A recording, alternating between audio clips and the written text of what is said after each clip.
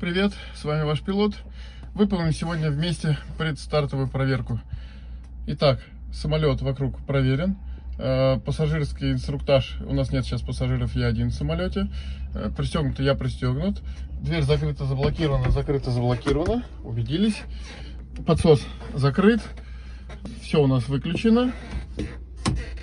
Топливо подаем в самолет, то есть смесь максимально богатая.